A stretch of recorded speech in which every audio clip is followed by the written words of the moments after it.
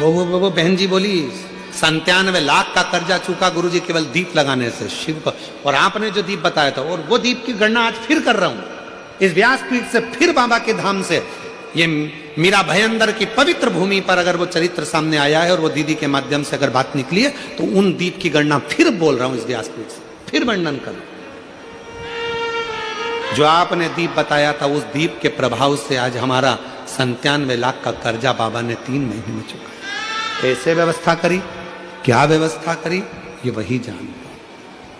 वो 2 दीप आज अगर कथा निकली है ज्वालासुर की, तो अपने भीतर वो 2 दीप का महत्व अपने अंदर उतार कर रखी है। वो 2 दीप साधारण नहीं है, जो हमने पहले 7 साल पहले भी कथा के माध्यम से बताया था। यदि आप लोग यूट्यूब पर कथा सुनते होगे, जब व्यक्ति हताश हो जाता है, कर्जे में लगा लूम हो जाता है, बहुत दुखी हो जाता है, कुछ भी नहीं रहता, फैक्ट्री नहीं चलती, व्यापार नहीं चलता, कोई काम नहीं चलता, ना कोई व्यापार चल पाता है, टूटकर आखिरी में सोचता है अब बच्चों का भरण पोषण कहाँ से करूं, परिवार को कैसे पालूं, मर जाऊं तो अच्छा है। मेरा उन लोगों से निवेदन है, मरना किसी चीज का हल नहीं, उसकी कृपा होना चाहिए, उसकी दया होना चाहिए, किसी दूसरे की सामर्थ्यता नहीं।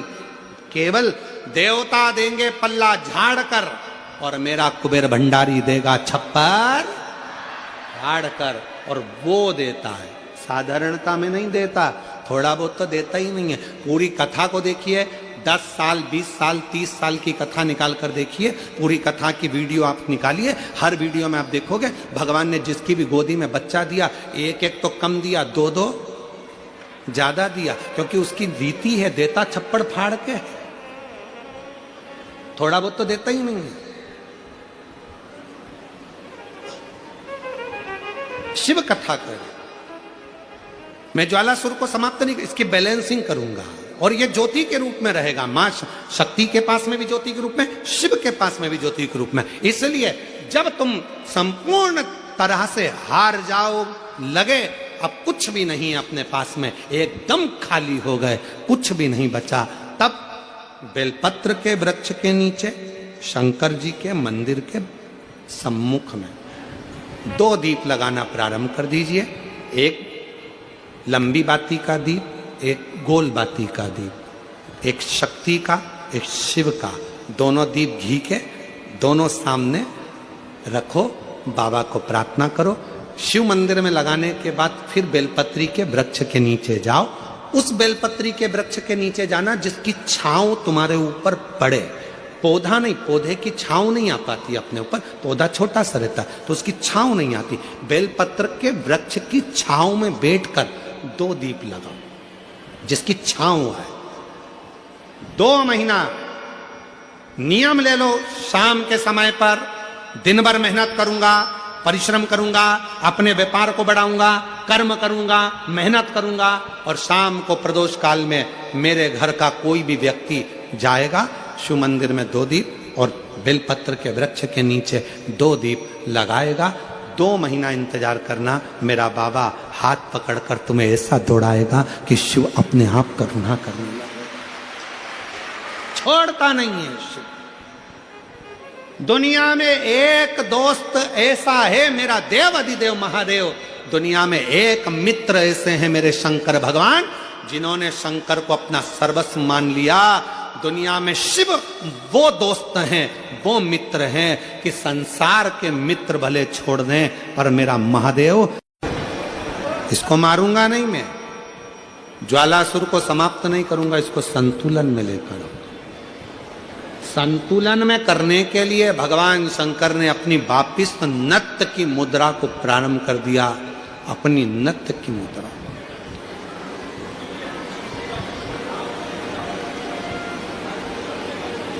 और जो भगवान ने नत्य की मुद्रा को, नट लीला को करना प्रारंभ करा कि वो जो ज्वालासुर था उसकी अग्नि शिव के चारों तरफ परिक्रमा करने लगी, और वो ज्वालासुर आखिरी में शंकर भगवान की शरणागति में पड़ गया। बाबा भोलेनाथ कृपा करिए, दया करिए।